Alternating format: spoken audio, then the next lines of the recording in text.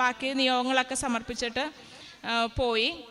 അത് കഴിഞ്ഞ് ഞാൻ അവിടെ ചെന്ന് കഴിഞ്ഞ് 2-3 മാസം കഴിഞ്ഞപ്പോൾ തന്നെ എനിക്കെന്തോ ഇത് മോർഗേജിന് അപ്ലൈ ചെയ്യണമെന്ന് തോന്നി. മോർഗേജ് എന്ന് വെച്ചാൽ അവിടുത്തെ ഹൗസിംഗ് ലോണാണ്.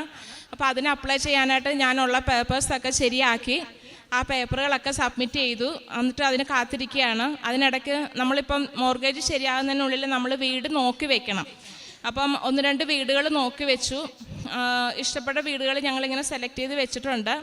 പക്ഷേ മോർഗേജ് കിട്ടുന്നില്ല. ഒരു അപ്ലൈ ചെയ്തിട്ട് 2 മാസം കഴിഞ്ഞിട്ടും ഒരു അറിവില്ല. അപ്പോൾ ഞാൻ വീണ്ടും ശക്തമായിട്ട് പ്രാർത്ഥിക്കാൻ തുടങ്ങി. അപ്പോൾ ഞാൻ ഈ മോർഗേജിൻ്റെ കാര്യം പറയുമ്പം ശരിക്കും ഹസ്ബൻഡും മക്കളും ഒക്കെ എന്നെ കളിയാക്കും. മക്കൾ എന്നോട് ചോദിക്കും, അമ്മ എന്തോ വിചാരിച്ചിട്ടാണ് അമ്മ ഈ മോർഗേജിന് അപ്ലൈ ചെയ്യാൻ നിൽക്കുന്നത്. അപ്പോൾ ഞാൻ പറയുമില്ല, എന്തായാലും മാതാവ് പറഞ്ഞ കാര്യമില്ല, അത് എന്തായാലും സാധിച്ചു കിട്ടും എന്നുള്ള വിശ്വാസത്തോടു കൂടി തന്നെ ഞാൻ മുന്നോട്ട് പോയി. എന്തായാലും ഇവരിങ്ങനെ ചോദിക്കുമ്പോൾ എനിക്ക് വീണ്ടും വിഷമം വരും. എന്നാലും ഞാൻ ശക്തമായിട്ട് പ്രാർത്ഥിച്ചുകൊണ്ട് തന്നെ ഇരുന്നു.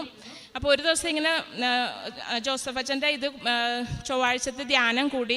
അത് കഴിഞ്ഞ് അന്ന് പ്രാർത്ഥിച്ചപ്പോൾ ഞാൻ ഒത്തിരി വിഷമത്തോടെ പ്രാർത്ഥിച്ചു കഴിഞ്ഞ് അന്ന് രാത്രി ഞാൻ സ്വപ്നം കാണുകയാണ്. അമ്മ മാതാവ് ഈ ഡ്രസ്സിൽ മദർ തെരേസയുമായിട്ട് 2 പേരും ഉണ്ട്. അപ്പോൾ ഞാൻ സ്വപ്നം കാണുമ്പോൾ ഞാൻ പെട്ടെന്ന് മാതാവിനോട് പറയുന്നു, മാതാവേ എൻ്റെ മോർഗേജിൻ്റെ കാര്യം ഒന്നും ശരിയാവുന്നില്ലല്ലോ,